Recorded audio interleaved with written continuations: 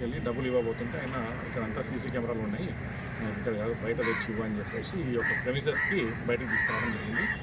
అట్లాగే మామూలుగా డైరెక్ట్ ఇవ్వడం కాదు, ఒక వైట్ పేపర్లో చుట్టి ఇవ్వండి అంటే ఒక వైట్ పేపర్లో చుట్టి అతనికి డబ్బులు ఇవ్వడం జరిగింది. ఆ డబ్బులను అతను యాక్సెప్ట్ చేశాడు. సో ఇతను ద్వారా యాక్సెప్ట్ చేసిన వెంకట్రావు గారి పైన మరియు ఈ యొక్క వేణుగోపాల్ శర్మ గారి పైన మేము వాళ్ళని అదుపులోకి తీసుకొని దర్యాప్తు చేస్తున్నాం.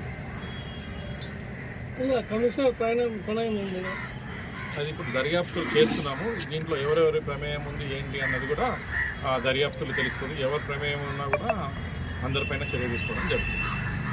అంటే వీళ్ళకు ఎట్లాంటి చర్యలు ఉంటాయి? వీళ్ళకి జైల్లో ఈ యాక్ట్ అని ఒకటి ఉందండి, ప్రివెన్షన్ ఆఫ్ కరప్షన్ యాక్ట్. దాంట్లో ఈ రివార్డ్కి 7B అనే సెక్షన్ ఒకటి అన్వయించడం జరుగుతుంది. ఎవరైతే హెల్ప్ చేస్తారో వాళ్ళకి సెక్షన్ 12 అనేది అన్వయించడం జరుగుతుంది. సెక్షన్ 12 అండ్ 7B ప్రకారం చర్యలు ఉంటాయి.